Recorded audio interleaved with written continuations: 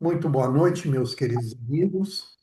Renato Ferreira, Egrégora Gratitude, hoje, dia 26 de novembro, e nós teremos a honra de receber o Celso Arruda, que vai conduzir a nossa vibração de amor e de cura, e depois a Adriana Fiore, que, por questões de trabalho, ainda está atendendo a essa hora, vai chegar aqui por volta de 8h30, mas ela vai estar junto conosco. Antes de nós passarmos para o Celso, eu quero só complementar um bate-papo que nós estávamos fazendo aqui antes de começar a gravar, e lembrar vocês, né, nós estávamos falando, a pergunta era se o Brasil tinha jeito, né? E nós brasileiros, a gente precisa ativar a nossa memória. Nós temos a memória muito fraca para determinadas coisas, né?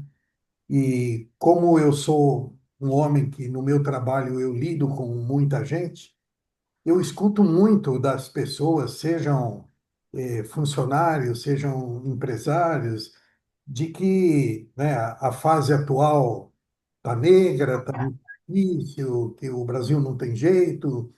Só que se nós, principalmente os que têm a minha faixa de idade aí, puxar pela memória, nós já fizemos e já passamos por ciclos muito semelhantes a esses. Muitos.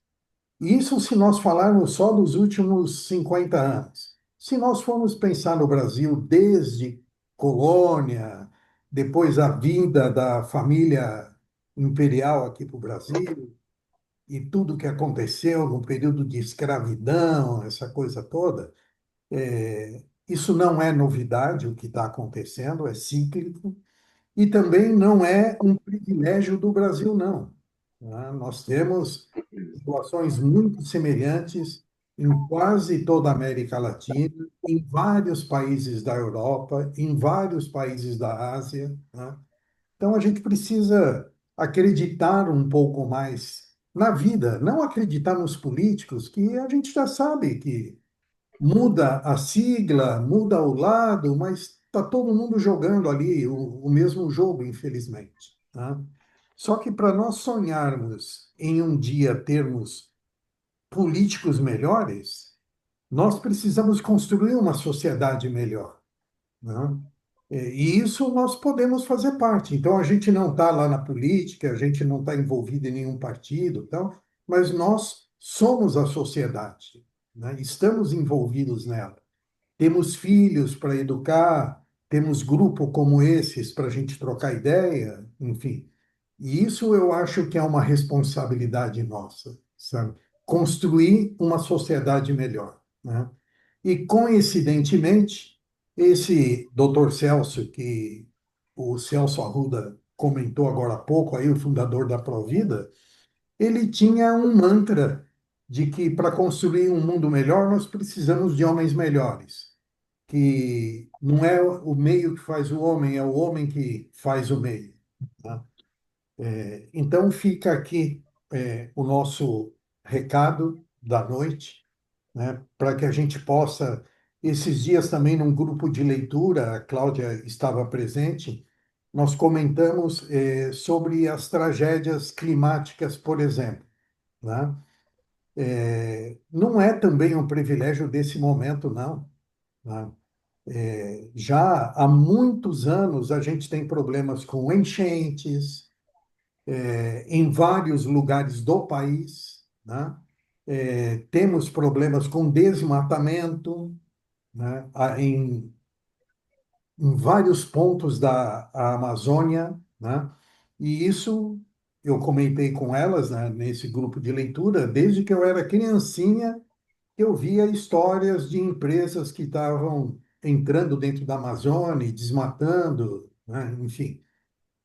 Então, isso não é consolo, né? É só uma constatação para a gente acreditar que se nós ficarmos apenas nesse discurso vitimista, né, nós não vamos colaborar para a solução disso.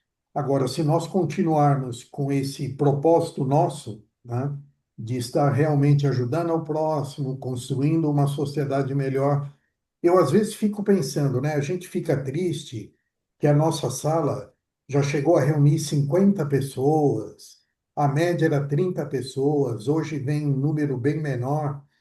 Mas esse número bem menor são daqueles que têm um propósito bem definido, né? Então, se amanhã nós tivermos em meia dúzia de pessoas aqui nessa sala, ela vai ser tão valorosa como quando tinha 50, porque muitos dos que não estão hoje aqui conosco estão fazendo outro trabalho em algum lugar também, né? Muitos estão em escolas de filosofia, em ONGs, desenvolvendo trabalhos com terapias alternativas, enfim. Então, muitos não estão presentes aqui na nossa sala, mas estão desenvolvendo o trabalho que a gente se propõe a fazer quando se reúne aqui.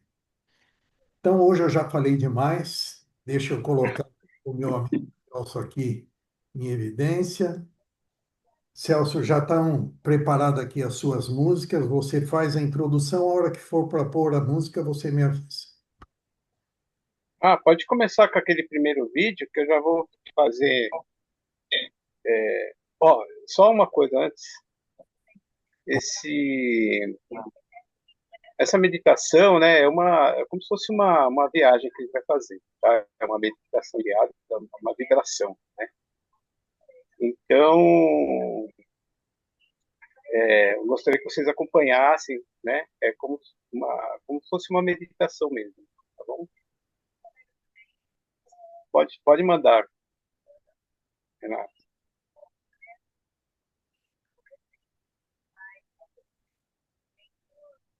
Bom, pessoal, então vamos iniciar nossa vibração.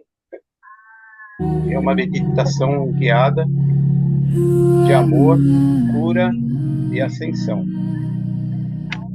Então vamos respirando. Permita que o ar entre com quem recebe um dom. Segure esse ar por um instante, 5, 6 segundos, com quem abraça o silêncio. Quando você soltar, deixe tudo que é denso se desfaça, como uma neblina diante da luz da manhã. Aqui, nesse primeiro sopro, você se desconecta de todas as vibrações que pesam a alma. O passado se acalma, o presente se abre e a sua essência começa a brilhar.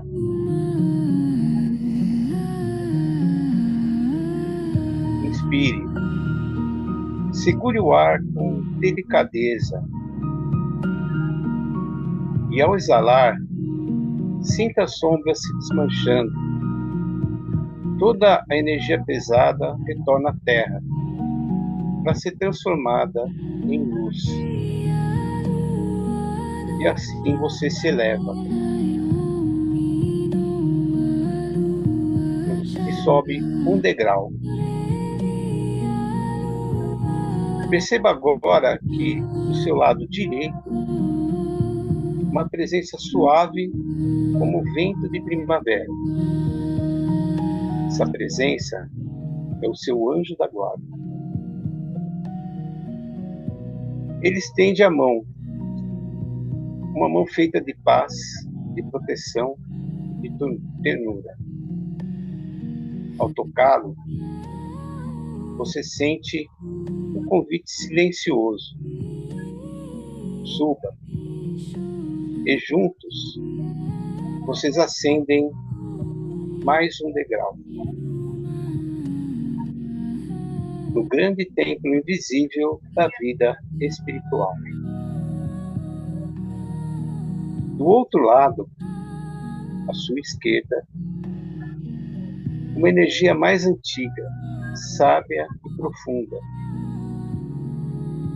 É o seu mentor espiritual. Ele entrelaça sua mão na dele e, sem palavras, te ergue mais um degrau. É como se o tempo se curvasse diante da sua expansão. E subindo esse degrau, ao redor, todos os presentes,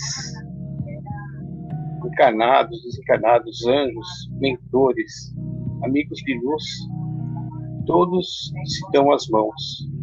Então imagine todos nós com os nossos mentores e anjos da guarda dando as mãos nesse local, que forma-se uma egrégora brilhante, uma roda de amor que pulsa como um coração universal. E esse coração coletivo nos eleva mais um degrau, num movimento perfeito de união.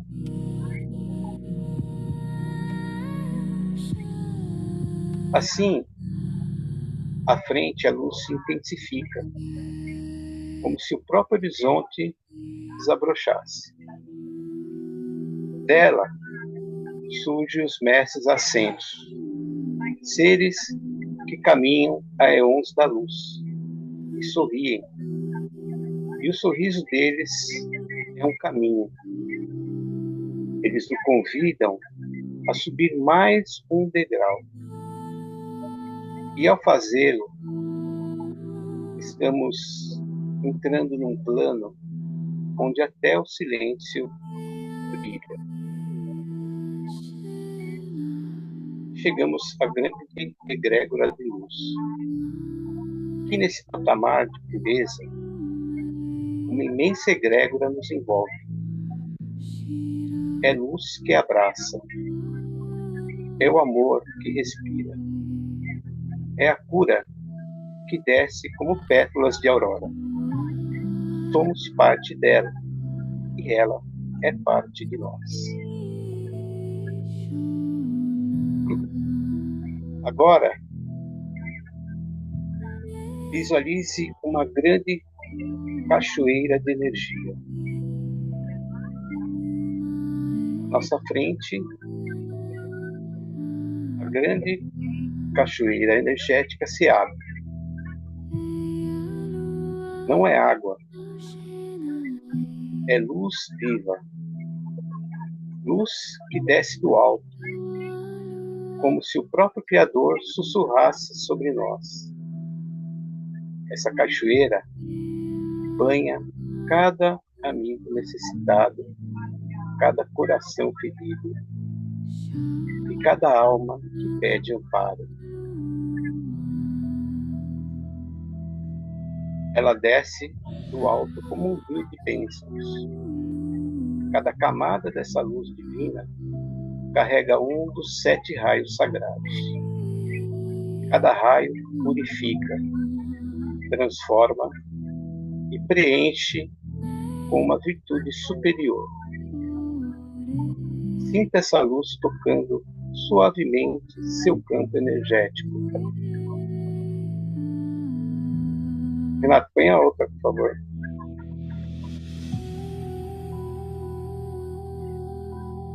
Nesse campo energético, imagine então uma cachoeira com um raio rosa do amor incondicional. Pois onde houver ódio, que esta luz rosa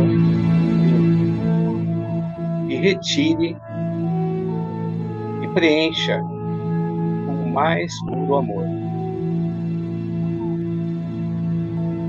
Logo após, o raio rubi dourado do perdão e da paz. E onde houver ofensa, que essa luz rubi dourada limpe, retire e preencha com um perdão misericordioso. Logo em seguida, o raio branco, da união e da harmonia. E onde vier, irmãos, discórdia na sua vida, que essa luz branca limpe, que ela retire e ela preencha com a união pacífica e amorosa.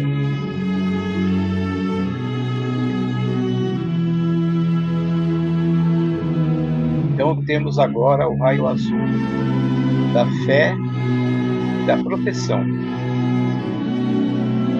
E onde na sua vida houver dúvida, que essa luz azul limpe e retire e preenche com a fé que ilumina e nos sustenta.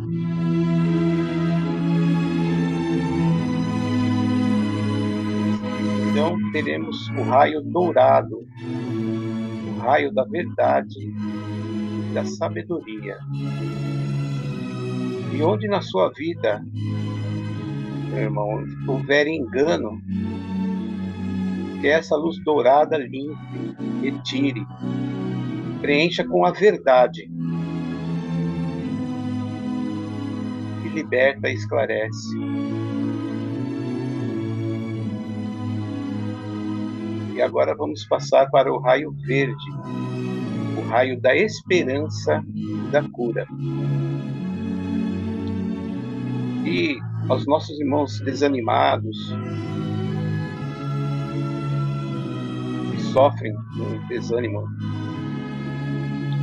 que essa luz verde limpe, que ela retira e preencha com a esperança que renova.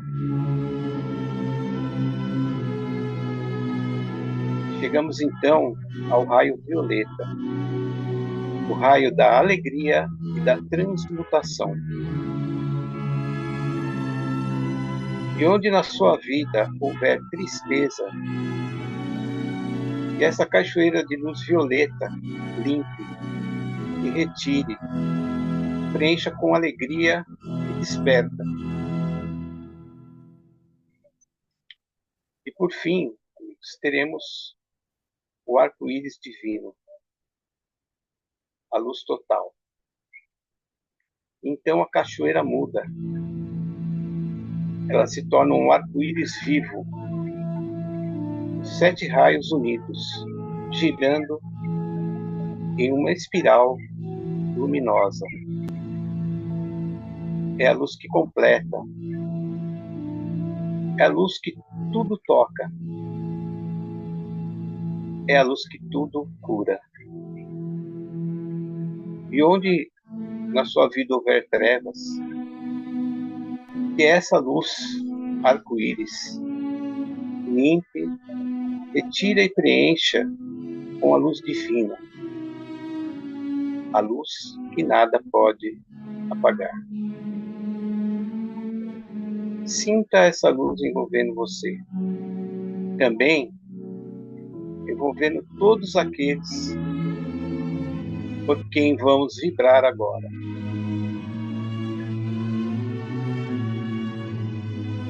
Nesse instante, envolvidos pelo arco-íris divino, vamos oferecer essa luz aos nossos.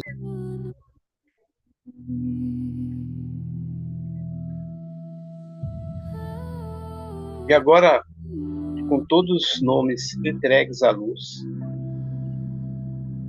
visualizamos toda a egrégora, anjos, mentores, mestres ascensos, todos nós formando um grande círculo luminoso. A luz se expande, se eleva e se fixa suavemente em cada ser presente e ausente. Respiramos fundo, selamos essa vibração de amor e cura no coração, na mente e no espírito. Que essa luz permaneça em nós, que esta paz nos acompanhe, que esta cura continue trabalhando muito além deste momento. E assim agradecemos aos anjos, aos mentores, aos mestres, à egrégora de amor incondicional e a luz que nos guiou até aqui.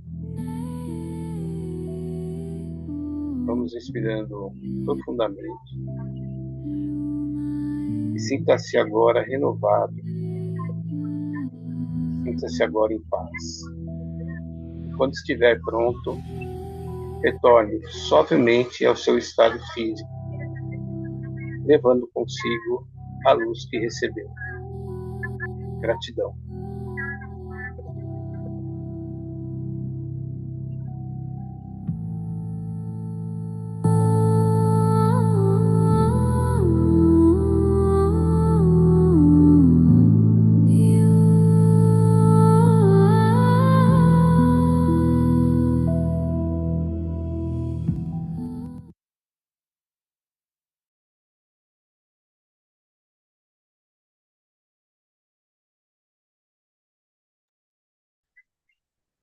É isso, pessoal. Obrigado pela oportunidade.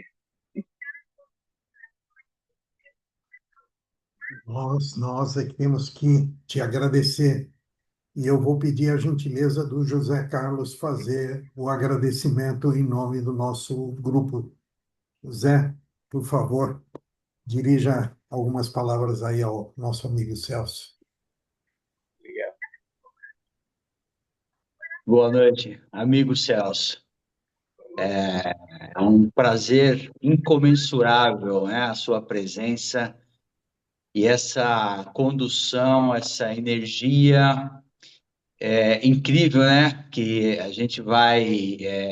É tão maravilhoso, é tão gostoso sentir essa energia, essa vida, principalmente porque a gente quer dar às pessoas que necessitam. Então a gente busca cada vez mais forte nisso. E a sua condução foi maravilhosa. Eu senti assim, uma energia Obrigado. muito forte, muito gostosa mesmo. Assim que, meu, às vezes é difícil de descrever, né? É É, sentir para poder realmente emanar, vibrar. Em nome do grupo, eu agradeço enormemente, né? Não sou como todos aí fizeram parte que o Renato leu aí todo, né, os cavaleiros do Apocalipse aí, né, que são todos que fizeram parte do grupo que você também faz, mas uhum, estamos na estrada juntos, temos aí idades muito similares, né, e sempre nos alimentando de amor, de fé, de energia positiva. Eu acho que isso é engrandecedor. Então, eu agradeço muito a sua contribuição, o seu empenho, o seu estudo, para poder, obrigado. nesse momento de hoje, trazer essa condução maravilhosa. Obrigado em nome do grupo Gratitude. Obrigado. Eu que agradeço a oportunidade, né? E essa, eu digo, eu falo que foi uma inspiração porque veio do nada, né? Então, e sempre nesse horário, eu acordei 3:30 da manhã, sempre nesse horário, né? E vem essas ideias na cabeça, né? E É, aí quando eu consigo anotar, eu anoto, quando eu não consigo, eu tento lembrar no outro dia de manhã. Mas assim, fez todo sentido, e aí muita coisa também eu fui encaixando, né? Foi vindo para mim. E, nossa, só tenho que agradecer, né? Essa oportunidade aí de estar trazendo essa vibração, essa meditação para vocês. E para mim o também, universo, viu, Celso? O universo respondeu à sua vontade, né? Exatamente isso, né? Então, você se propôs a fazer algo com amor e com carinho, e o universo simplesmente te mostrou, esse é o caminho. Isso é maravilhoso. verdade, verdade. É isso aí, Muito bom. gratidão. A nossa convidada da noite já está aqui conosco, a Adriana Fiore, e eu vou pedir, Celso, para você encerrar essa primeira parte, recebendo a Adriana, dando as boas-vindas para ela, por gentileza. Ah, tá bom. Bom, então agora agradeço a todos, né, pela essa oportunidade da vibração, né? E vamos agora fazer um bate-papo, né, com a Adriana Fiore, né, que vai falar sobre a consciência, né? Que é um assunto incrível, né? E onde que ela mora, né? Então, tá com você, Adriana. Um grande abraço. Boa noite a vocês todos. Estão me ouvindo bem? Ouvindo bem. Tá bom. Eu quero primeiro agradecer o convite de vocês, através do Renato, parabenizar pelos trabalho que vocês fazem. Eu peguei os últimos minutos da vibração e posso dizer que é fabuloso, porque eu já estou assim, ó. Ah! Já, eu comecei, ouvi acho que uns 8 minutos da vibração. Parabéns, Celso, pela condução, parabéns, grupo, pela maravilha do trabalho que vocês fazem. E eu posso dar meu testemunho de uma pessoa que chegou agora. É realmente sensível, realmente sensível. Bom, eu espero que eu possa colaborar com vocês hoje, mas eu preferia, ao invés de uma palestra seguida de perguntas, se vocês não se importam, eu preferia fazer disso um bate-papo, porque eu gostei muito do tema, mas eu fiquei muito intrigada com a pergunta: aonde mora a consciência? Será que vocês conseguem me explicar melhor a pergunta? Será que vocês têm. O que que vocês andaram comentando ou falando para eu entender um pouquinho melhor da onde vem a pergunta? E em seguida eu vou tentar responder, claro. Bom, eu vou começar então essa conversa contigo dizendo que quando nós decidimos que esse seria o tema que você traria, uma música ficou na minha cabeça. Moro onde não mora ninguém. Então, eu penso, será que a consciência mora onde não mora ninguém? Hum, Esse é um primeiro ponto, porque hum, a ideia nasceu de vários temas que a gente colocou no grupo, né, para que as pessoas se propusessem a conversar sobre ele. hum, Recentemente, eu escutei um podcast sobre EQM, de experiência de quase morte. Nesse podcast, ele se propunha a dizer que a ciência hoje já está começando a provar a vida após a morte, e aí a tratativa deles era sobre a consciência, aonde hum, o corpo, que é hum, matéria, morre, né? Mas a consciência, que seria então um corpo mais sutil, mais etéreo, né? A consciência continua viva. Ela hum, continua aonde? Né? É, então, tem essas duas questões. Tem a questão, enquanto estamos vivos, né, de hum, onde a nossa consciência está literalmente instalada, que uhum, talvez essa é a área que você vai uhum, conversar, mas tem também, né, o após a vida, né, essa hum, consciência vai para onde e fica por onde, né? uhum. Então, a ideia de Tá, ótimo. Mas por aí. quem. Ótimo. Vou tentar. Quem mais, gente? Quem mais pode me fazer uma explicação ou o que pensou para eu saber mais ou menos aonde nós estamos? Sabe por quê? Quando a gente começa a conversar, precisa desenvolver uma certa afinidade. Senão eu vou dizer coisas inúteis para vocês. Mais alguém tem alguma questão? Olha, eu vou opinar também um pouquinho aí, vou pôr um pitacozinho aí, né? É, eu Desculpa, eu acho não estou vendo quem está falando. José Carlos. Ricardo, deixa eu colocar ele. Ah, aonde? Espera um pouco. Achou ele aí? Ah, sim, sim, tá bem. Oi, Zé Carlos. Boa noite. Boa noite, tudo bem? Tudo bem. O Renato falando agora me veio assim, é como se a consciência, né? Porque o Renato antes, no começo, ele fez uma pergunta, né? Se o Brasil tinha jeito, né? E aí eu pensei agora, a consciência, sendo uma luz, uma energia, ela mora e existe se você dá vida para ela. porque se você não dá vida para ela, se você não dá importância, teoricamente ela não mora e não existe, né?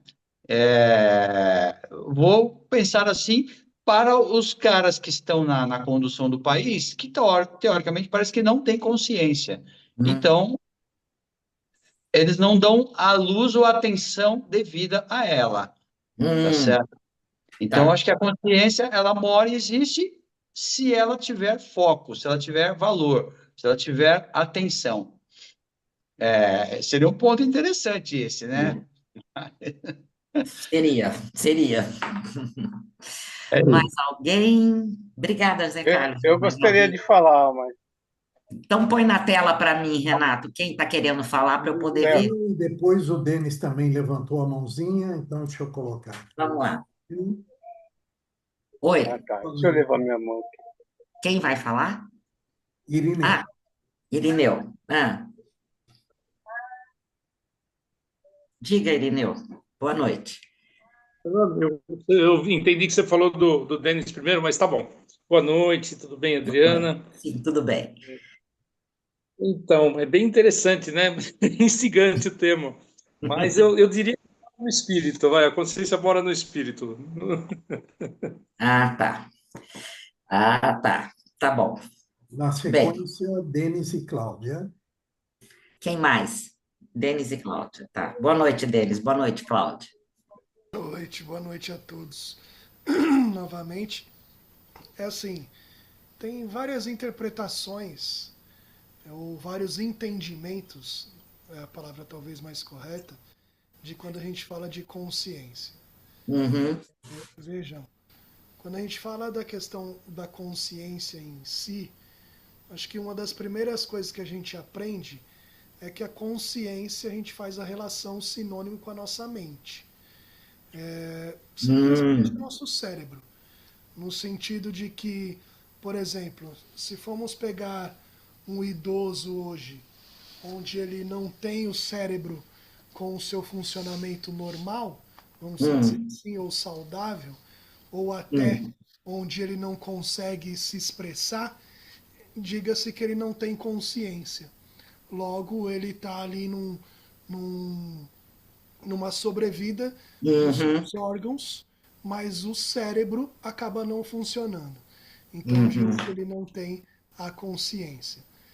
Se falar em uma questão espiritual, aí hum, a gente está trazendo algo que tem várias outras interpretações também, sim. né, onde a gente pode trazer e pode conversar sobre da consciência como espírito, da consciência como Cristo, da consciência como o amor, como uma expressão na nossa matéria, numa manifestação de algo extremamente valoroso, bondoso, onipotente, harmonioso, Uhum, isso dentro da consciência. Agora, a gente pode trazer a consciência também como hum, presente. O presente não no sentido de ganhar alguma coisa, mas o presente de estar consciente aqui do que eu estou falando contigo, do que uhum, eu vou receber, do que você vai compartilhar, do nosso bate-papo todos aqui. Estar consciente sem estar distraído numa TV, sem estar distraído num celular, sem estar distraído com outra coisa. Estar presente. Então, também é uma maneira de a gente entender a consciência. Então, é isso aí. ok, ok. Bom, obrigada. Tinha Agora, mais alguém querendo falar, É, Renato? o Celso Arruda. eu. Você, Celso? Isso. Então, Sim. eu até. É legal porque eu fiz uma música chamada Chaves da Consciência, né? É. E aí eu. Mas assim, eu tô meio com o Irineu, né? Que ela tá no espírito. E eu gosto de comparar, né? Falando de tecnologia, como se a Hum. consciência estivesse na nuvem, né? E você aqui é só um terminal aqui que está nessa Matrix, né? Que está Uhum, uhum. entendeu? Então é mais ou menos isso, né? E aí eu, ouvindo deles, né, ele falou das várias formas de consciência, né? E observando, né? Vamos lá, até eu estava comentando Sócrates, né? Uhum, Ele, pela consciência dele, ele foi obrigado a se matar, né? Foi aham, condenado a se matar. uhum, Cristo morreu na cruz por escolha dele, uhum, que ele podia fazer o que ele quisesse, né? uhum, E a gente que está aqui, né? Aqui por baixo, né? Eu digo baixo porque a gente está ainda caminhando, patinando, caminhando uhum, ainda, né? Vivendo várias vidas, na minha opinião, porque eu tenho uhum, consciência de outras, né? A gente está num ciclo evolutivo e vai modelar o que significa para você uma consciência plena, como a consciência crística, né? A gente está em evolução e o tá. legal é você despertar que você tem consciência, né? Porque tem gente que passa por aqui e não sabe nem o que está fazendo, né? Sim. Então, por isso que eu agradeço muito não somente a Casa do Filósofo, mas como a egrégora aqui, Uhum, que nos promove essas discussões que abrem a nossa consciência, o nosso uhum, reconhecimento do nosso próprio eu. uhum, uhum. É isso. Obrigada. Tá? Marcos e Júlia, Oi, boa noite, boa noite. Juliana. Oi. É um bate-papo mesmo, né? Que veio de É. ideias, assim. Essa questão da consciência, por exemplo, questão da consciência de um psicopata, de um Ah, narcisista, e tem a consciência aqui que houve de vários casos de feminicídio, né? Da violência que eu moro em Santa Catarina, né? hum, Teve uma questão que chocou aqui o pessoal da professora de inglês que foi atacada por um cara e ela foi uhum, morta. E aí o cara estava bem consciente do que estava fazendo, né? Então tem um uhum, uhum. lado perverso e negativo da consciência aí, né? Isso, isso, É isso. isso. Só é uma polêmica, né? Criada, mas Tá, esse lado. tá bom, entendi. Essa eu Obrigada, obrigada, Marcos. De nada. Olha, deixa eu começar a responder minimamente, porque eu preciso ver se eu consigo atender a vocês. Eu peço desculpas, mas eu vou começar decepcionando vocês. Eu não sou uma pessoa que tenha conhecimento espiritual, de espiritualidade suficiente para me dirigir a vocês com propriedade. Para estas coisas, eu sugiro que vocês, de novo, recorram ao Luiz Henrique, nosso grande amigo Luiz Henrique, porque ele sim tem um profundo conhecimento espiritual, e eu faço na dupla. Lembra que uma vez eu vim aqui falar do bem e do mal? Lembra? Então, o Luiz Henrique ficou com o bem e o mal sobrou para mim. Então, eu faço a parte terrena. Então, eu vou desapontar vocês um pouco, porque eu não tenho conhecimento suficiente para fazer uma explanação que ajude vocês a entender as questões da mente para além do corpo. Quando o Você, Renato, você é psicóloga, eu sou psicanalista, psicanalista. O Denis é psicanalista. seu colega de profissão, Quem? o Denis. Acho que eu não ouvia. Ah, oi, Denis. Ah, sim, o Denis já falou comigo. É. Sim. E Então, olha, O Rouxinol não era um grupo voltado para filosofia ou espiritualidade? Você não fazia parte desse grupo, Rouxinol? eu É. sim, Porque, sim, sim, já estive lá muitas vezes. Desculpa, eu confundi. Eu dei uma palestra sobre o bem e o mal para o grupo Rouxinol, eu fazia dobradinha com o Luiz Henrique. tá. Porque eu conheci você lá. Exatamente. Desculpa, eu misturei. Já faz 2 anos essas histórias. Então eu estou misturando as coisas. A idade também, né?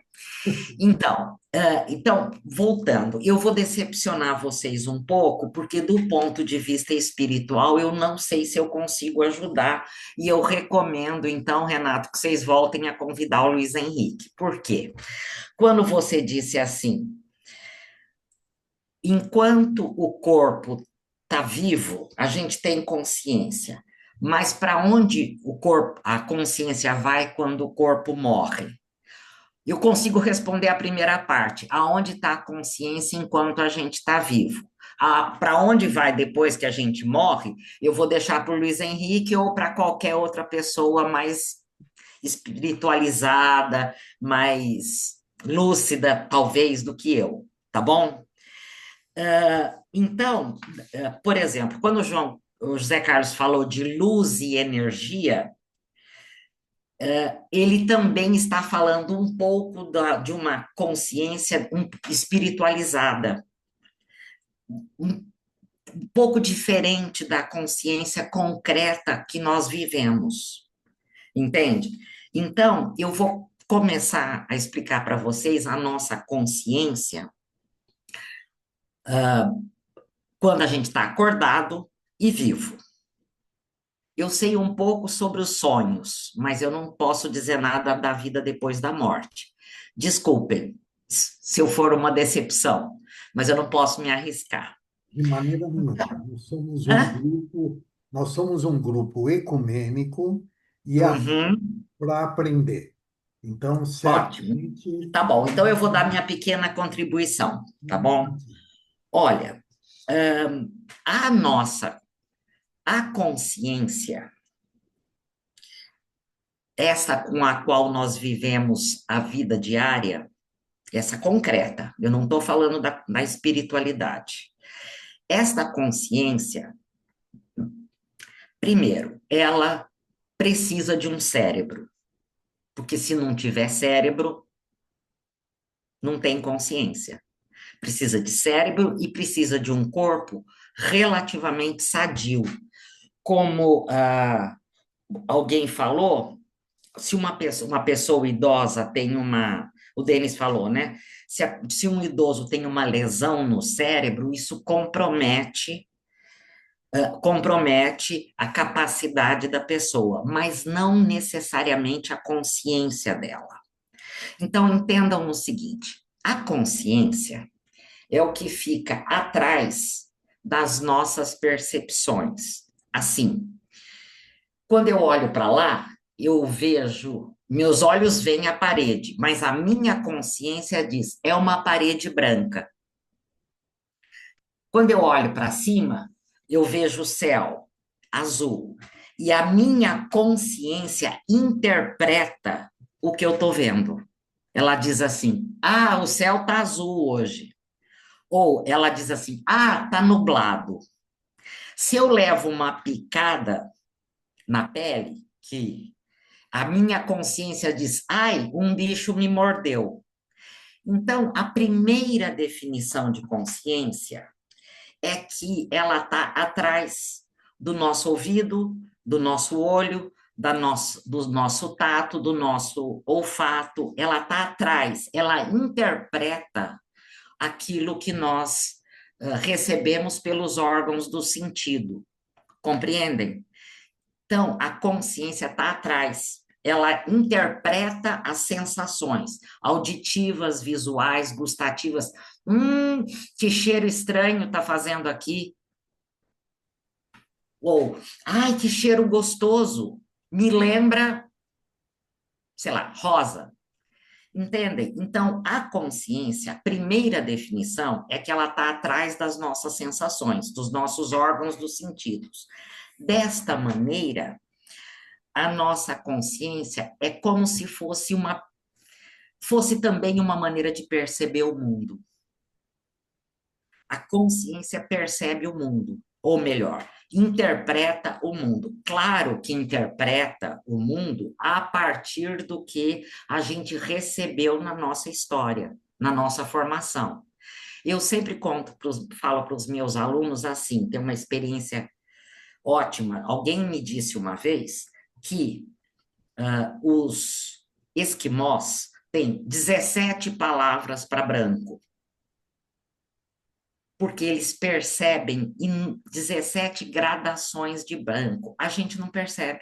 Tem assim um branco gelo, branco bege, um meio acinzentado, a gente não enxerga muito. Mas por quê? Porque na cultura esquimó, distinguir tipos e tipos de branco é importante, então as pessoas são ensinadas. Ou seja, a maneira como um esquimó interpreta todos os brancos que ele vê é importante para a sobrevivência dele. No entanto, se você pegar um esquimó e puser numa floresta tropical, ele vai enxergar um, dois tons de verde e não mais. E a gente enxerga inúmeros. A gente interpreta, a gente reconhece muitos tons de verde. Entenderam?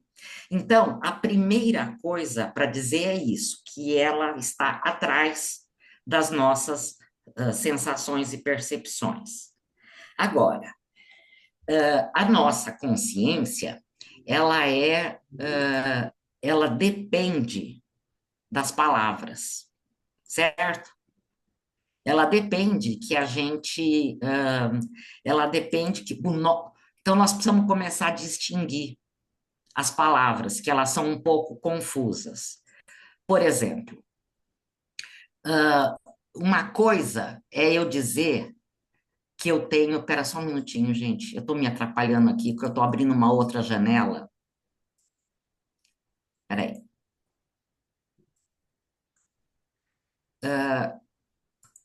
Uma coisa é a gente dizer que estas são as coisas conscientes. Depois, tem um outro conceito que todo mundo aceita, e isso é um conceito dos psicanalistas, mas ele já está popularizado no nosso mundo, que é o conceito de inconsciente.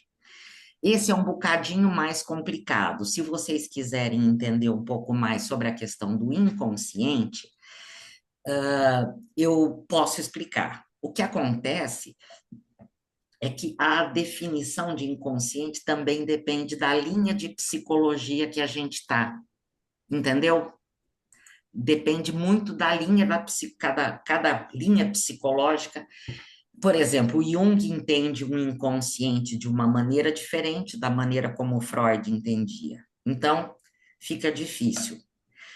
Bem, então vou deixar a questão do inconsciente de lado, porque ele depende da linha, mas a gente pode falar disso se vocês quiserem.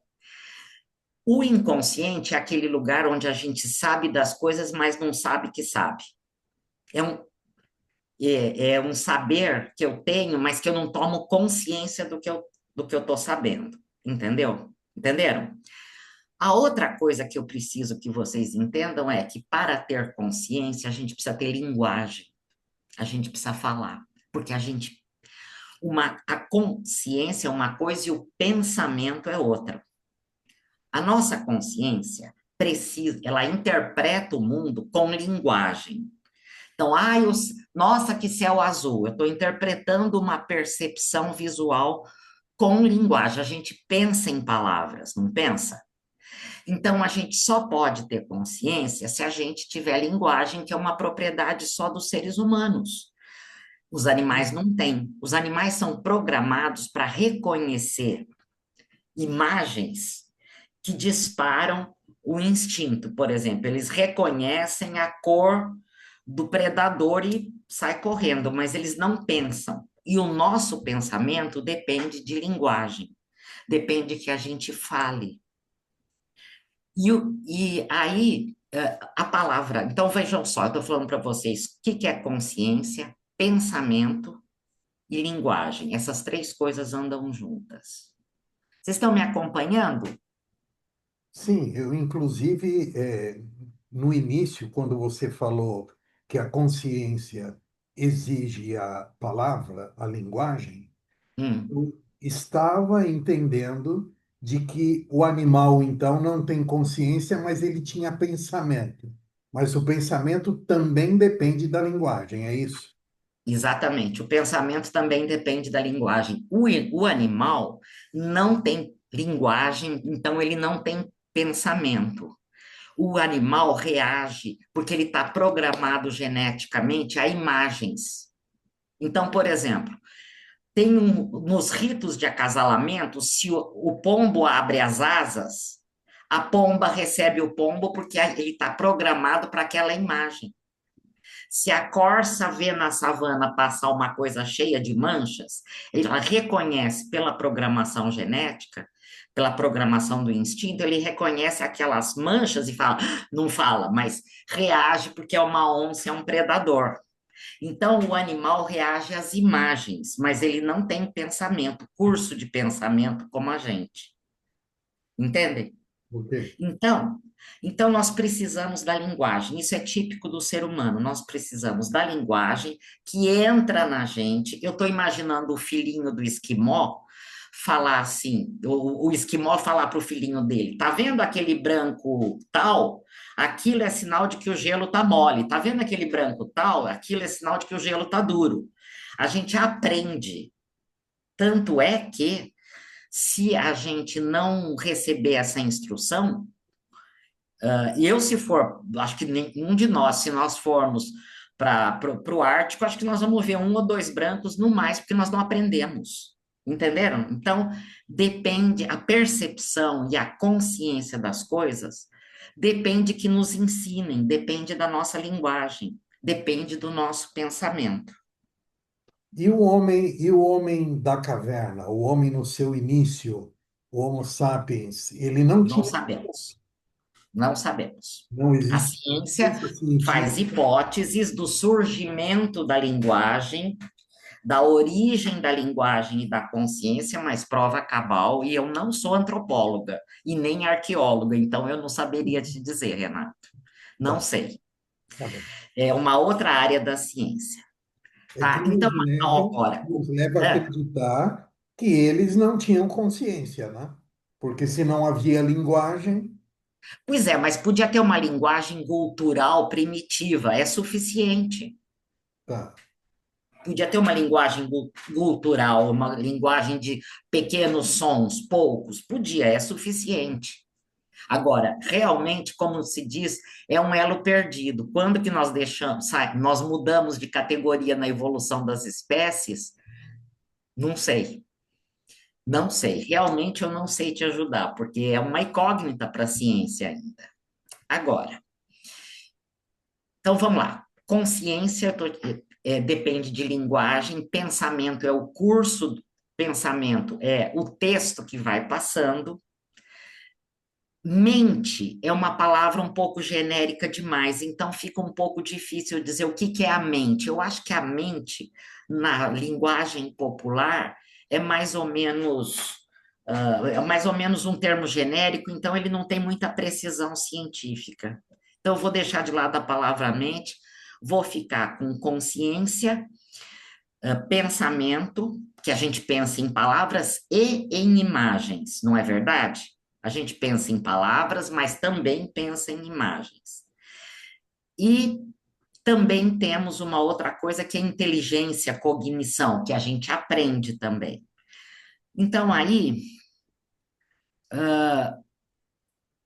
por exemplo, eu preciso contar para vocês que aqui na nossa cabeça, que tem cérebro e que pensa, mas o pensamento não está grudado no cérebro, não está no neurônio, tá? O cérebro é uma coisa complexa e o pensamento é uma derivação do funcionamento do cérebro, mas não está incrustado lá no cérebro, vocês me entendem? Tá?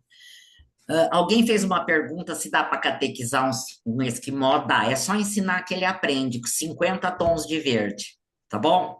Bom, vou voltar. Vocês falaram de uma outra coisa aí, que é o que popularmente se chama de dor na consciência. Não é a consciência que pensa. Dor na consciência diz respeito a um outro departamento da nossa cabeça, que é o lugar onde as regras humanas estão guardadas. Então, não matarás, está guardada lá dentro, nesse lugar, um lugar meio fechado. Não passa no sinal vermelho, ou fala direito. Todas essas regrinhas ficam guardadas num lugar que se você desobedece, você sente culpa. Então, isto é o que popularmente se chama de dor na consciência. É a sensação de culpa que vem quando a gente faz uma coisa errada. Mas isso não tem nada a ver com o nosso curso de pensamento. É como se fosse um canto à parte, entendem?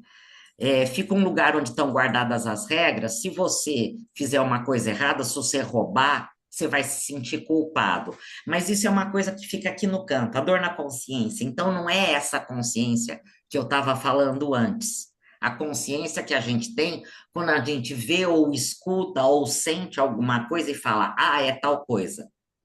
Compreenderam? Tá dando para me compreender? Sim, sim. Tá? Espero que eu esteja podendo ajudar. Estou Muito bem. curioso de ver aonde vai chegar.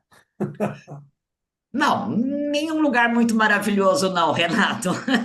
Não tem nenhuma novidade. Mas o que eu queria, que eu acho que é importante dizer para vocês é que tem um problema com a noção de consciência, que é o seguinte: a consciência é uma fração de um milésimo de segundo no tempo. Ela quase não, ela nunca está presente. Ela nunca está presente. Porque quando eu vou falar agora, quando eu chego no Urá, o A já é passado e o Gó também. Então, estar presente, tem uma linha da psicologia que fala assim: você tem que estar no aqui e agora. É impossível. Porque a nossa consciência, ela é linear, ela vai no tempo. Então, para você fazer um corte e dizer agora, quando você fala urá, o A já passou. Então, estar presente é muito difícil. Eu não entendo de técnicas de meditação, mas eu penso que isso que vocês fazem e isso que as técnicas espiritualistas de meditação tentam é fazer com que a gente consiga ter uma percepção de tempo presente um pouquinho mais larga. Um dia desses eu ouvi uma palestra daquele cientista, aquele físico, Marcelo Gleiser, Laser. sabe quem? De Sim, divulgação científica. sim. Então, ele dizia uma coisa mais radical, ele dizia assim, o presente não existe e o cérebro da gente tem um truquinho de fazer a gente ter a sensação de 2, 3 segundos, não mais do que isso. O presente não existe, porque tudo vai ficando para o passado. Então, se a gente vai falando, o pensamento da gente também corre no tempo assim, ó, em linha. Entende? Se o futuro Então, também não existe, só existe o passado? só. Para nossa cabeça só existe o passado. Vai ficando tudo pro passado, assim, ó. Não é impressionante isso? E, no entanto, eu estou viva, vocês estão vivos e a gente consegue se manter aqui e fazer a coisa bonita que vocês fazem é de estar repetidamente presente para os outros. Mas rigorosa e cientificamente falando, a única coisa que a gente tem é passado.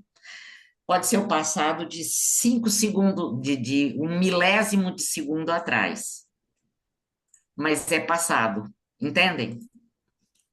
Então, com isso, com o fato da consciência não estar presente, a consciência é uma coisa instantânea que passou. Tem que se fazer um esforço, e eu vejo, é admirável o esforço de vocês, para estar pensando numa coisa só, para parar o curso do pensamento, para se concentrar. Olha, um monge que passou a vida num mosteiro, num monastério, pode conseguir passar um certo tempo, não sei quanto, pensando numa coisa, mas para nós ocidentais é impressionante, quase impossível. Daí, o que acontece? Como eu disse para vocês, tudo que a gente sabe foi aprendido. Então, a nossa consciência do mundo, como vocês disseram aí, A nossa consciência é completamente parcial. Eu só enxergo o que me ensinaram a ver. Lembra do exemplo do esquimó? Eu só enxergo. Se eu tivesse lá, se eu fosse filha de esquimós, eu saberia distinguir 17 tipos de branco. Quer ver uma outra coisa muito curiosa sobre ser ensinado?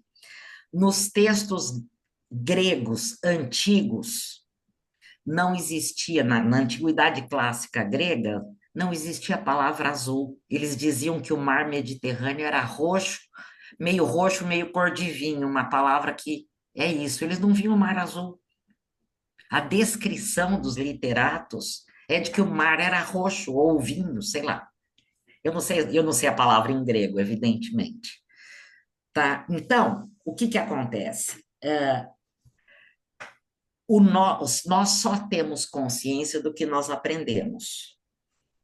Nós aprendemos a ver cores, aprendemos a ver tons de verde, aprendemos a existência dos outros, e aí vem.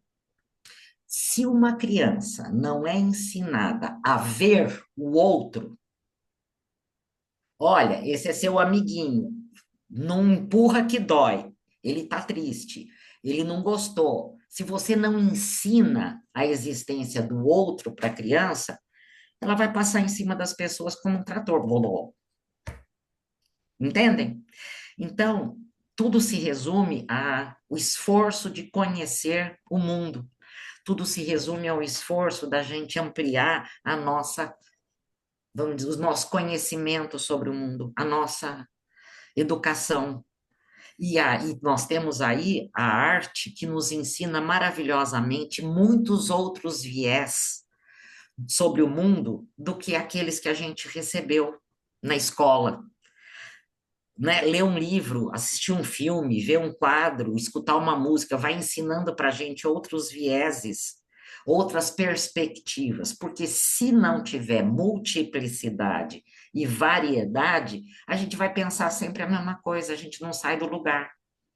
Então, a primeira moral provisória, nós humanos precisamos necessariamente de outros seres humanos.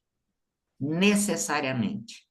Se nós não tivermos outro humano que nos ensine e com quem a gente troque, a gente vai ficar uma ostra.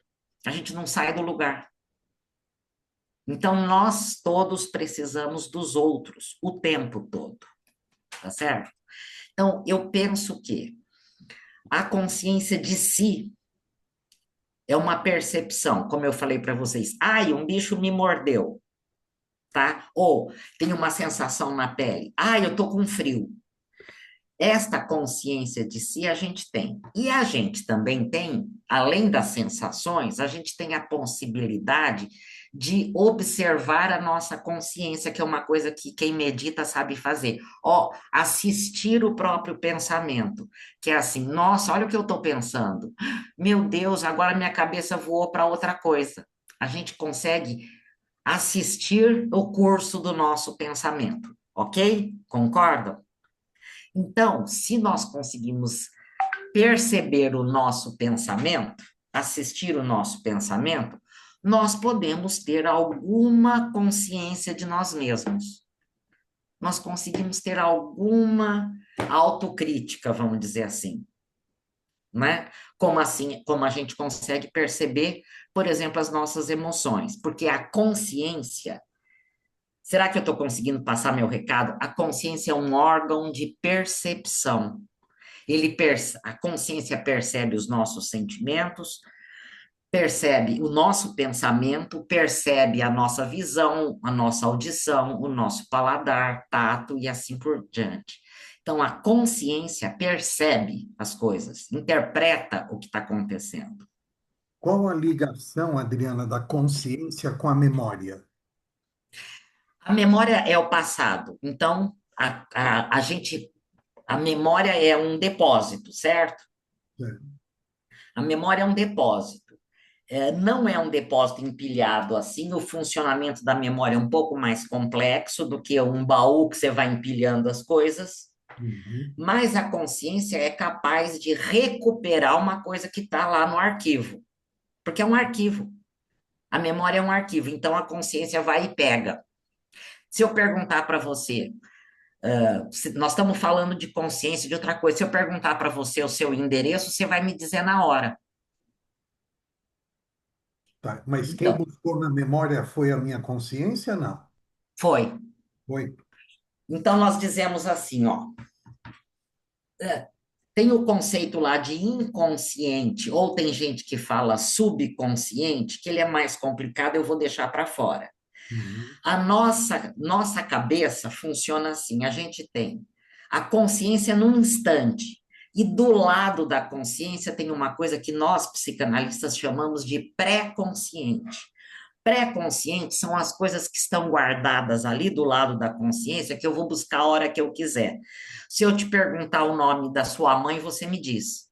Está guardado ali. Se eu te perguntar quanto que é 6 vezes 8, você me diz, porque está guardado aqui do lado. Essa é a memória que pode vir para a consciência, a memória que está disponível para a vida do dia a dia, entendeu? Esta é uma memória, mas tem outra memória, que é a memória inconsciente, aí é aquela confusão que um outro dia eu volto aqui para falar para vocês, tá? Oi, Celso. Me perguntem, porque eu não sei se está todo mundo acompanhando o que eu estou falando. Seguindo, agora foi. Ah, Eu queria saber se você tem alguma coisa assim, sobre a consciência coletiva do Jung. eu não sou junguiana, então eu tenho Hum. muito pouco conhecimento. Já li Jung, estudei lá nos tempos da faculdade, mas eu não tenho profundidade para.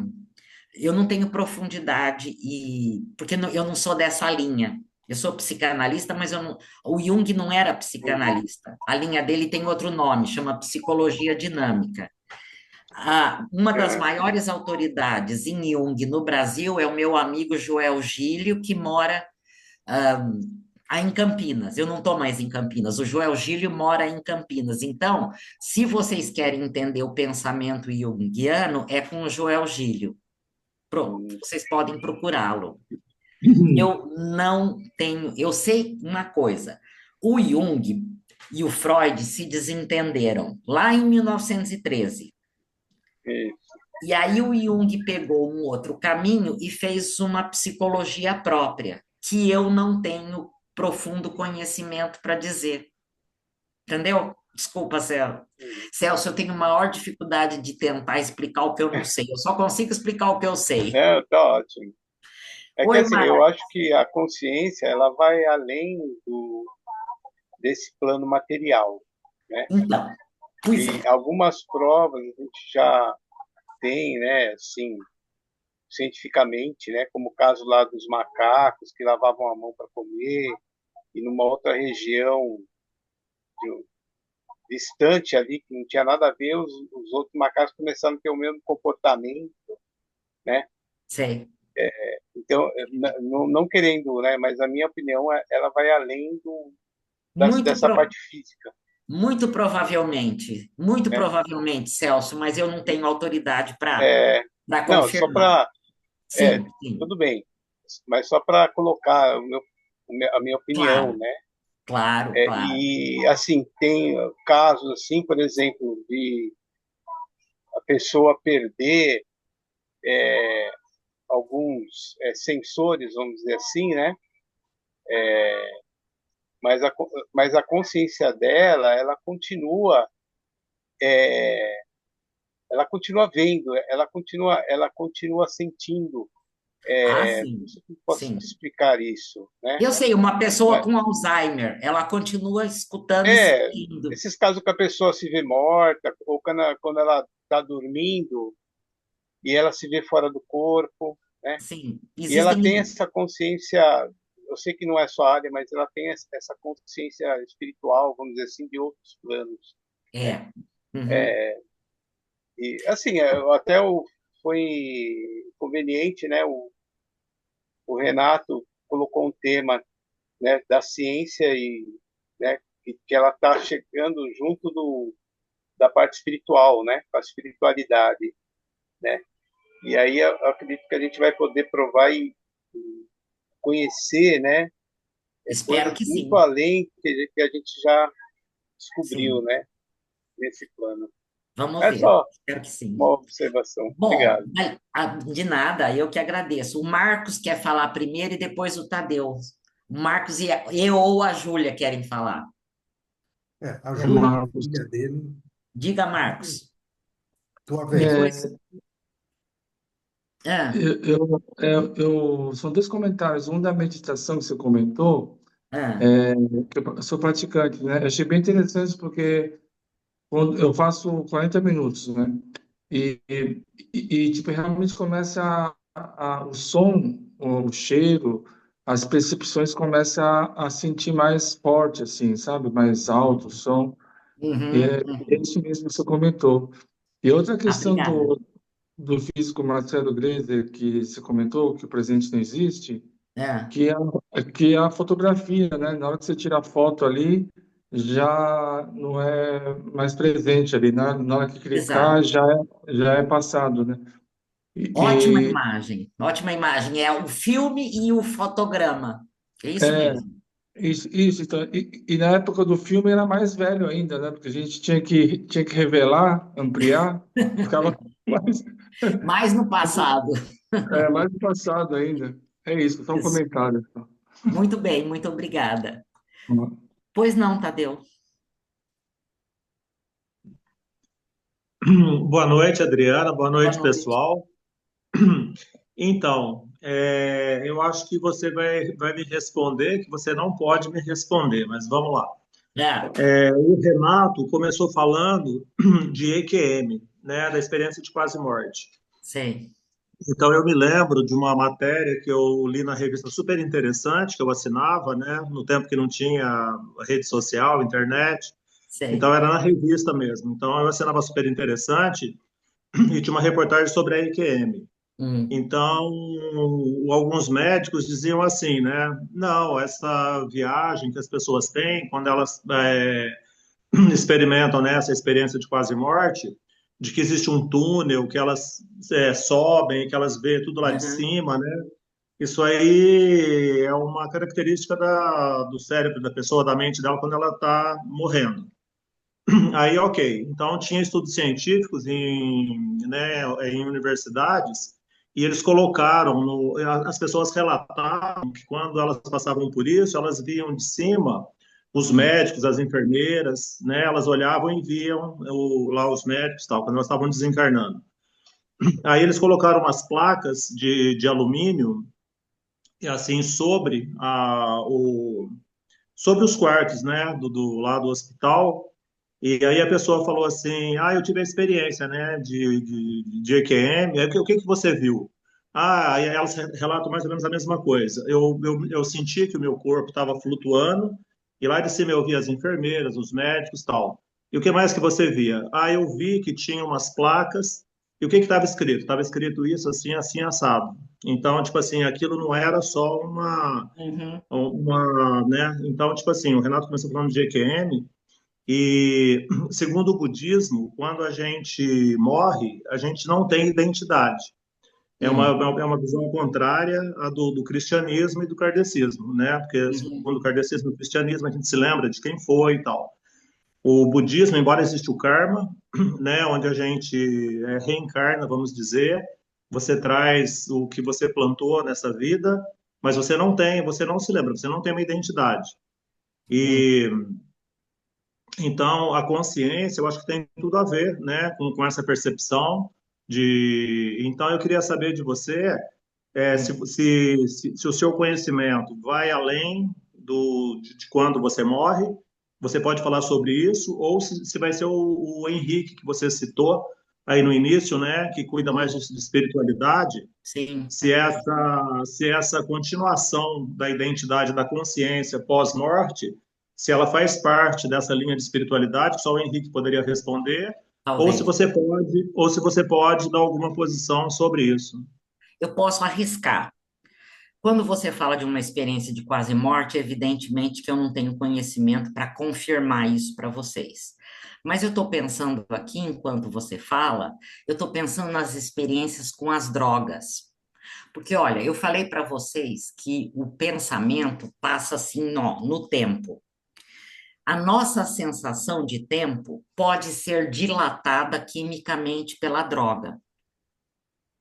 Entende? A sensação de tempo dilatado é característica da maconha, por exemplo. Quem fuma maconha relata que o tempo parece que passa mais devagar. Então, eu penso que a percepção do tempo transcorrido, ou se você tomar um alucinógeno, a sua visão vai ser alterada. A experiência, as relatadas que eu li sobre mescalina, por exemplo, fazem com que as pessoas enxerguem as cores mais vivas e as texturas mais brilhantes. Tem aquele famoso livro do Aldous Huxley, As Portas da Percepção, que ele experimentou mescalina e com uma pessoa junto e ele foi escrevendo o que ele via. Parece que a mescalina altera a percepção visual, assim como a maconha altera a percepção do transcurso do tempo, tá certo? Então, eu penso que, sim, dependendo da experiência que você está vivendo, tem uma alteração na consciência, na percepção do tempo. Por exemplo, se você está assistindo um filme muito interessante, 2 horas passam correndo. Mas se você está assistindo uma conversa chata, o tempo parece que não passa. Então, a nossa percepção do tempo é realmente alterada pelos nossos sentimentos, pelo nosso interesse. Então, a questão da consciência, ela recebe influência de tudo, dos sentimentos, das sensações físicas, é uma coisa muito complexa. E eu acho que ela pode ser quimicamente alterada, Tadeu? Esse é o meu palpite. Agora, especificamente, a experiência de quase morte, eu não entendo, mas eu já ouvi relatos de pessoas que estiveram em coma profundo, ou um coma por uma lesão, ou um coma induzido, e essas pessoas continuam pensando e continuam registrando na memória o que está acontecendo com elas. Então, a minha resposta é mais ou menos para você. Eu não sei se eu consigo arriscar mais do que eu te disse. Tá bom? Muito Eu que bom. agradeço. Eu preciso só fazer mais uma observação aqui, porque o Marcos falou sobre a consciência do psicopata e do narcisismo, tá? Das pessoas violentas. Eu preciso responder isso, porque isso eu posso responder. É assim. Lembra que eu falei para vocês que a gente tem na constituição da nossa mente, não da consciência que é pontual, da nossa mente, a gente tem um lugar onde ficam guardadas as regras sociais. Não matarás, não roubarás, não pode mexer no que não é seu, e todas essas regras, não pode atravessar um sinal vermelho, por aí vai. Este lugar onde as regras sociais estão guardadas, funciona como eu expliquei. Se a gente roubar, a gente vai se sentir culpada, que é um sinal de alerta para a gente não roubar mais. Então, o sujeito não rouba porque depois ele sente culpa. O psicopata é o cara que esse órgão, onde as regras estão, ele funciona mal. Então, um psicopata fala assim, tudo bem, não tem importância. Eu roubei, mas aquele lá tem tudo sobrando, não tem problema. Ou seja, o psicopata é o sujeito que não tem essa regulação da culpa, que repete ou mata, ou rouba, ou trapaceia, porque ele não tem a regulação da culpa, que é vamos dizer assim, uma espécie de um órgão que a gente tem lá dentro, fechadinho, onde estão todas as regras guardadas. Se você transgride uma regra, aquele órgão solta a culpa em você. Então, isso é o perverso, tá certo? Só para responder ao Marcos, que ficou em aberto isso aqui. Mas não é propriamente a consciência que eu estou explicando para vocês, que é um órgão de percepção, que eu percebo o que eu estou sentindo, eu percebo o que eu estou vendo, eu percebo o que eu estou pensando. A consciência é isso, tá? E onde ela Tem, mora? ela é um produto, um derivado do funcionamento do nosso corpo inteiro, não é só o cérebro, não. Ela mora em nós, inteiros. Hum. Porque a gente pensa que consciência. Claro que precisa ter cérebro, porque se não tiver cérebro, não tem jeito, tá certo? Uma criança que nasceu sem cérebro não vive. Mas ela não mora num lugar específico do nosso corpo, porque ela é derivado de um conjunto. Ela deriva, ela é um produto da vida, do nosso cérebro, do nosso corpo, do nosso sistema hormonal, do nosso sistema muscular. Ela é um produto da gente. Aquela teoria antiga de que tem lugares no cérebro para cada coisa, não, ela não continuou confirmada depois da metade do século XX. Porque antigamente se achava que você tinha um lugar para isso, um um lugar para aquilo no cérebro. É verdade, tem áreas preferenciais no cérebro. Então, uma pessoa com uma lesão num determinado lugar do cérebro pode ter dificuldade de falar, mas existem pessoas que têm nesse lugar e têm lesão nesse lugar e falam, porque o cérebro funciona como um todo. Então, a consciência mora no nosso corpo, na nossa vida. Mas é um pouco vago isso, não é? Mora É, na nossa é, vida, mas, mas enfim, ela não tem localização, não tem localização no cérebro. nos seus Não. estudos, qual o papel da glândula pineal? O Descartes falou que era o lugar onde a alma entra no corpo, né? Uhum. Isso era a ideia do Descartes, que a alma entra no corpo pela glândula pineal. Dizem que os iluminados têm uma abertura na glândula pineal que conecta com o mundo espiritual.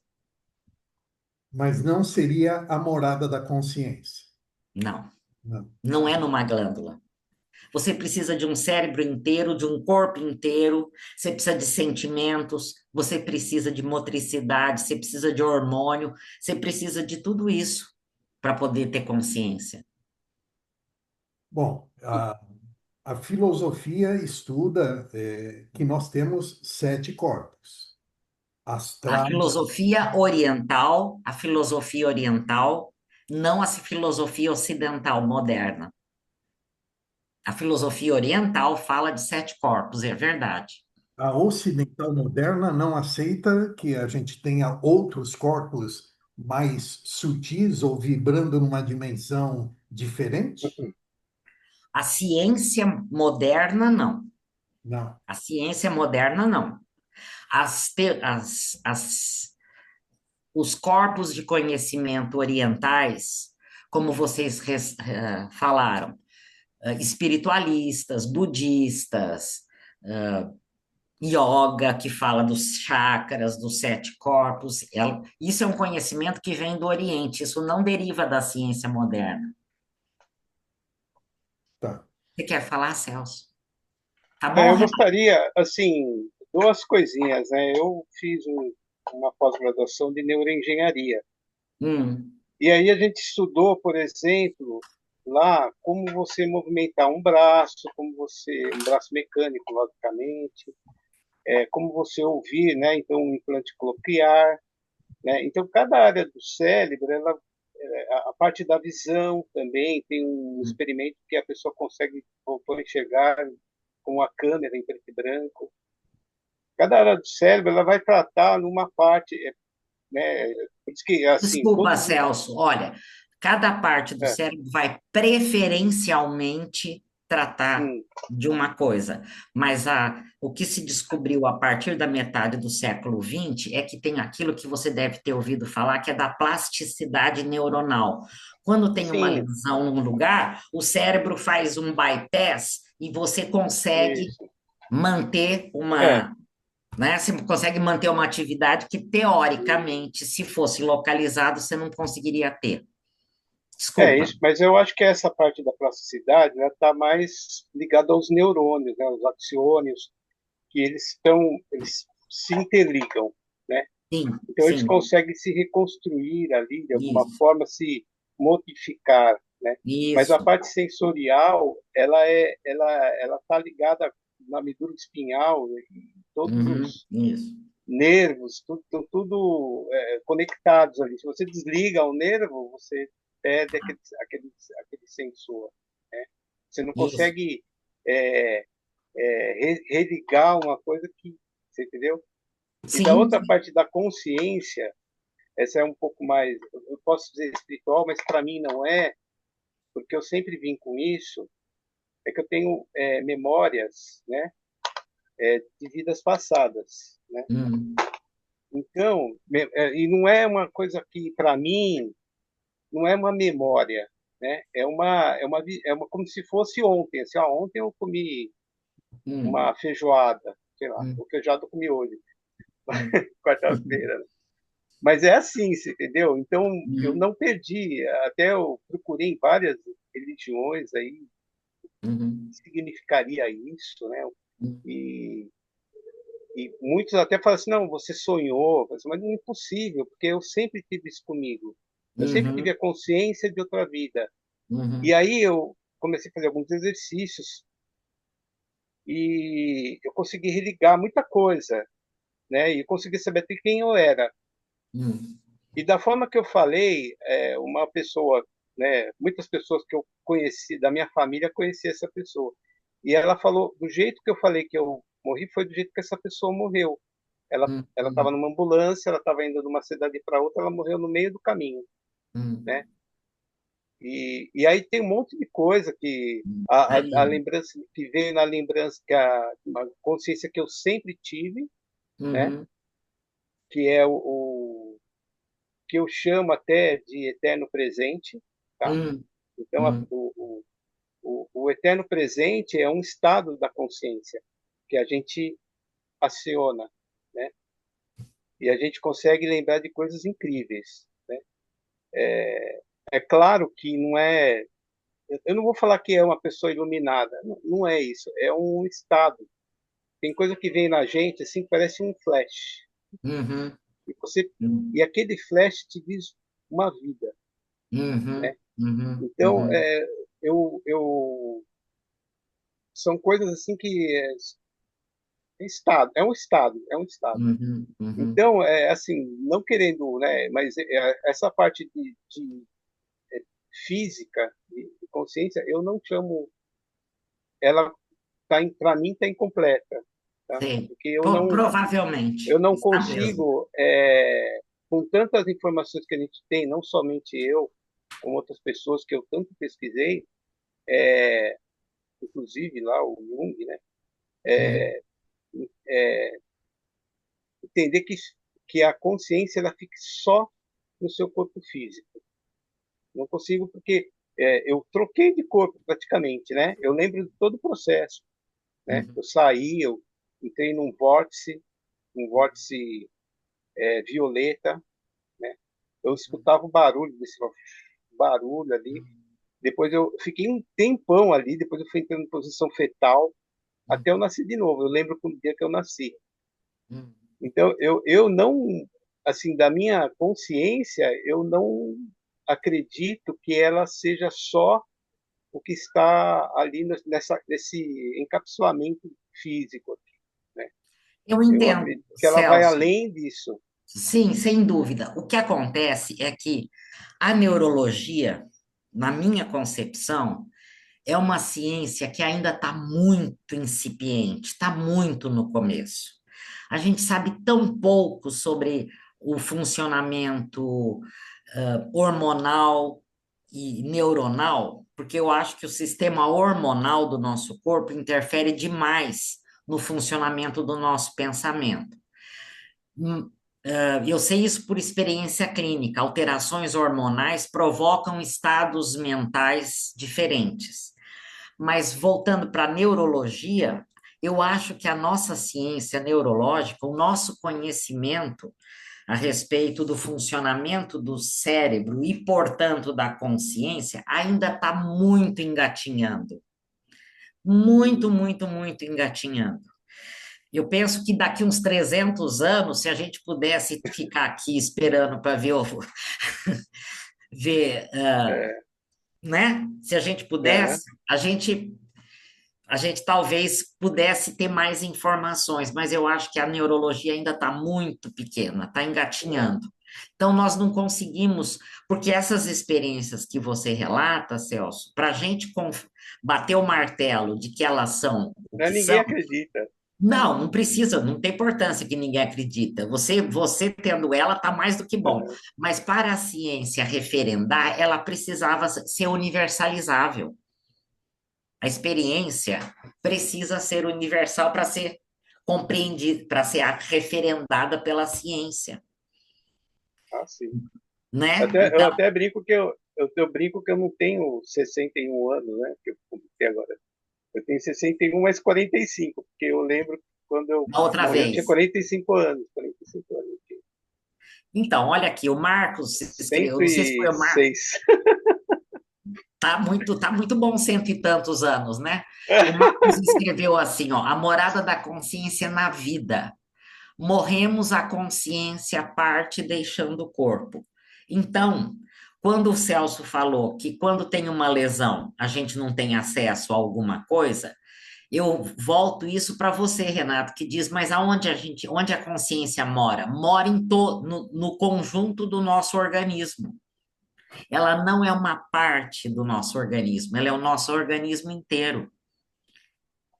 Mas com muita paciência, a Hum, física quântica vai hum, mostrar para vocês que existem outros corpos, aham, sim, além da sim, dualidade da filosofia ocidental, que só sim, aceita o corpo físico e o mental, né? isso, é provável. Tá Esse certo, grupo, tá no certo. próprio grupo de físicos e de filósofos, a física quântica ainda não é muito bem compreendida ou não muito bem aceita, né? Uhum, Mas ela uhum, ainda vai sim. trazer muitas respostas que vão permitir essa proximidade maior, né? Porque eu realmente, assim, né, muito honestamente, dentro da minha ignorância, né, Hum. acho que nós acreditarmos que a consciência mora na vida e que quando a gente morre a consciência parte, né,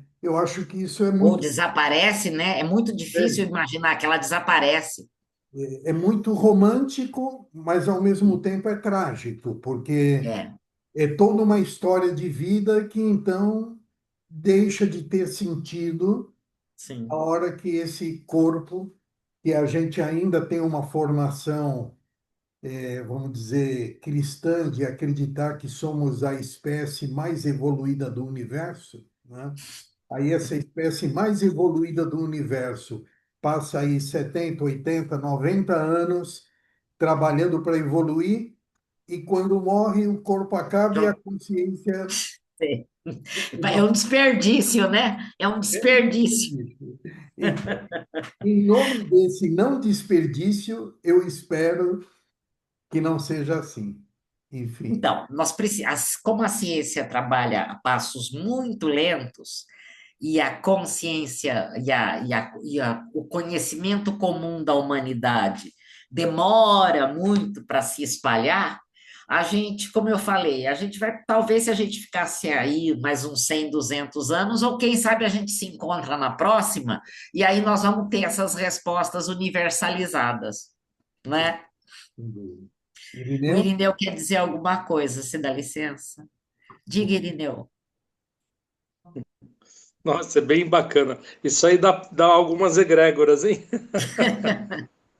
Mas o que a Adriana está trazendo, né, até pelo que o Celso está falando, né, é dentro da dimensão que você colocou. Você foi bem clara no que você estava colocando, né? Dentro Uhum, da dimensão da consciência ligada ao corpo, natural. Mas é bacana essa derivação do assunto, né? sim. Porque aqui cada um passou por um monte de experiências e vivências, naturalmente, né? Mas muito bacana, muito bacana. Ah, o Tadeu até pôs no.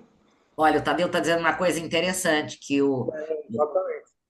tem neurônio no intestino, no coração, quer dizer, nós somos um todo que tem consciência. Muito legal, Tadeu, obrigada. Mas E aí me desculpa aí, veio Guilherme. que a consciência é o todo do corpo, vamos dizer assim, vai nessa dimensão que você está tratando. E Isso. veio essa frase assim na minha cabeça, eu achei muito bom, né? Ter É vindo. isso. Não é, não pode ter essa ideia de que é uma coisa localizada, é um organismo muito bem feito, muito bem integrado, tá certo? E nós precisamos dele inteiro para ter consciência. As consciências que eu estou falando, né? Porque essa outra que vocês querem derivar, eu não tenho autoridade para dizer. Bem que eu tenho lá as minhas convicções pessoais. Agora, tem uma coisa muito interessante, porque se vocês fazem reuniões e trabalhos de vibração semanalmente, esse trabalho tão bonito que vocês fazem, só é possível fazê-lo se vocês conhecem os corpos, se vocês conhecem uma outra dimensão da realidade que eu não tenho autoridade para falar. Por isso que vocês podem fazer isso, porque vocês mandam vibração para as pessoas. Eu não posso explicar como é que acontece isso, mas que funciona, funciona. Sabe aquele provérbio espanhol que eu acho maravilhoso? Eu não creio em brujas, pero que las hay, las hay. Uhum. É isso mesmo. Muito bacana. É Deixa isso eu mesmo. fazer Muito uma última observação sobre essa conversa, inclusive com o que o Tadeu colocou no chat. E no caso de pessoas que não têm os dois braços, não têm as duas pernas e podem ter um rim tirado, pode ter algum outro órgão tirado e vão continuar pensando e vão continuar construindo consciência. Então, até onde a consciência precisa do corpo todo?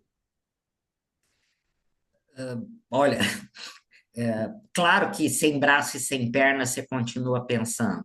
Eu suponho que mesmo se você está numa demência, está muito idoso e está muito demente, você, a consciência vai falhando, ou melhor, a memória falha, mas a consciência não acaba. Uma pessoa com Alzheimer, bem adiantada no Alzheimer, ela tá murchando, ela tá indo lá para dentro, mas ela continua pensando e sentindo. O Alzheimer deve afetar aquela pré-consciência que você comentou? Exato. Muito provavelmente. Mas o Alzheimer altera a percepção. Um sujeito com Alzheimer não reconhece. Meu tio teve Alzheimer, a minha tia chegava na sala, ele chamava por ela. Ela chegava na sala, ele falava: vai embora daqui, a minha mulher é bonita. Não essa velha, você é uma velha feia. Se não é a minha mulher é muito bonita. Então, vai tendo sim uma perda de leitura da realidade. Entende? Vai sim, mas o sujeito continua pensando, continua. Sabe que é bonito que eu vi já alguns depoimentos de que a memória musical é a última que vai embora. Tem um vídeo na internet que eu não sei se vocês viram, um vídeo de uma bailarina velhinha, na cadeira de rodas, demenciada. Você bota a música que ela dançou e a mãozinha dela faz os gestos do balé. A memória do corpo e a memória auditiva são as últimas que vão embora. É muito bonito ver ela entre as mãozinhas dela fazendo assim. Ela está vivendo a coreografia que ela dançava. Então, vai tendo um apagamento de do pré-consciente, a memória vai. A pergunta, Tadeu: qual é a minha consciência em relação ao vício do cigarro? Completa consciência de que isso é uma porcaria. Que maldade!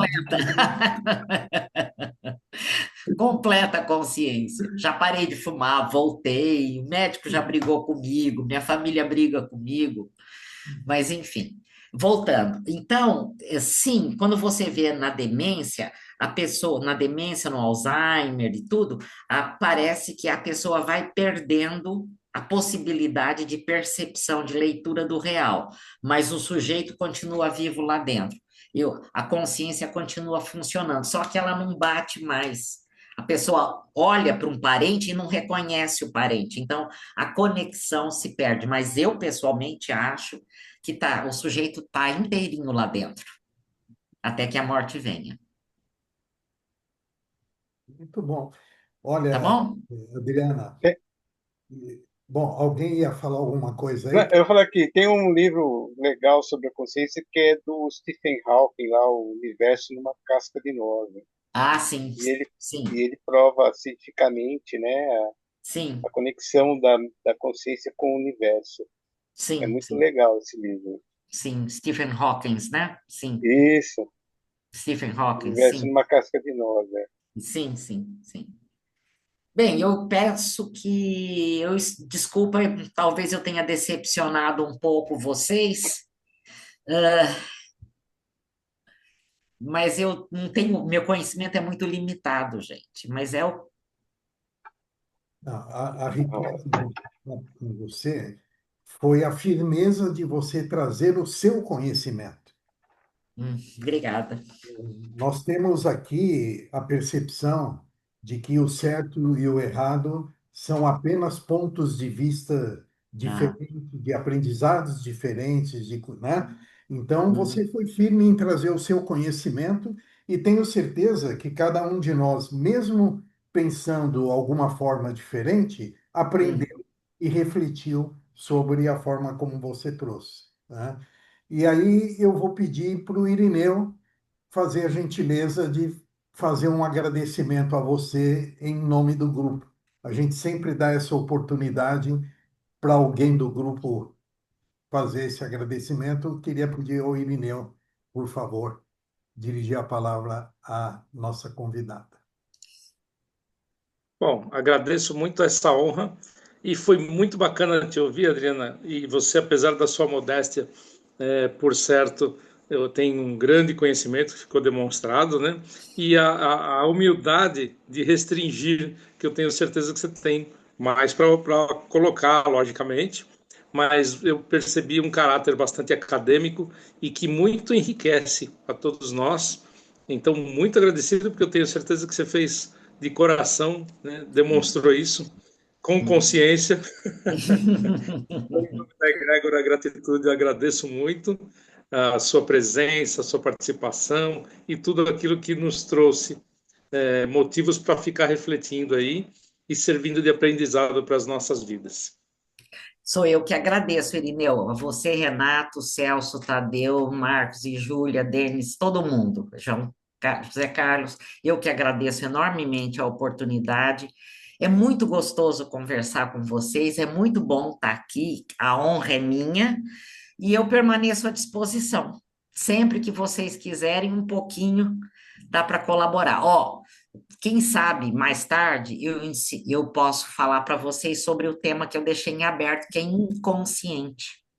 Eu não sou junguiana, eu recomendo que vocês procurem o Joel Gílio, escreve Giglio, Joel Gílio. Ele é um junguiano e conhece muito profundamente. Ele foi mais de uma vez, ele é aí da Unicamp. Ele está aposentado, mas ele foi presidente da Associação Nacional de Junguianos. Quem tem interesse, procurem quem entende do assunto. Mas eu fico à disposição. Muito obrigada por me receberem e pela paciência de me ouvirem. Nossa, nós é que te agradecemos, porque são pessoas como você que fortalece o nosso movimento, o nosso grupo. É, você falou bastante do Luiz Henrique. Eu vou mostrar para a turma aqui que provavelmente eles vão se lembrar esse rostinho aí, olha. Esse é o Luiz Henrique Boist, se não me falha, Isso, né? Boist, Ele Boist. já fez umas 3 egrégoras conosco. Isso. E foi ele que apresentou, inclusive, a Adriana, enfim. Uhum, Então, uhum. vamos ver Uma se pessoa maravilhosa. agora em janeiro. Aliás, eu vou contar uma novidade para o grupo. Eu não sei se a Adriana conhece, mas existe um programa no YouTube chamado Vida Inteligente, que é o Não. grego Eustáquio Andréas Patunas que Hum, conduz. É um canal que tem mais de 80 mil seguidores, ele faz um trabalho fantástico e ele, em janeiro, vai estar conosco aqui na Oh, Equilibra. Ele aceitou o nosso convite. Dia 14 de janeiro, ele vai estar conosco, contando sobre a trajetória do Vida Inteligente. É um programa que já está há uns 20 anos na internet já. E ele também ele é um cidadão do mundo, das pessoas de todas as filosofias e terapias, enfim. Ele tem um programa interessantíssimo. Uma hora vale a pena vocês conhecerem o canal dele no YouTube. Vida Inteligente é muito bom. E eu vou chamar o Luiz Henrique também para ver se no início do ano ele não vem fazer mais um bate-papo conosco. uhum. Adriana, eu sei que as suas noites são também muito ocupadas, mas o nosso link é sempre o mesmo. Quando Ah, obrigada. você tiver com um tempinho para prestigiar os nossos convidados, venha, Uhum, tenho certeza que de você sairá perguntas inteligentes, interessantes, né? E aos uhum. nossos amigos que tanto se empenharam aí em receber bem e trazer também as suas opiniões, o meu muito obrigado. Que vocês tenham uma semana de muita luz, de muita harmonia. E Adriana, mais uma vez, obrigado pelo seu tempo, pelo seu carinho. Nós estamos também à sua disposição, tá bom? Tá bom. Muito obrigada a vocês todos. Gente, um grande Boa abraço noite. para todos, viu? Boa noite. Obrigado mais uma vez. Boa noite. Boa noite a todos.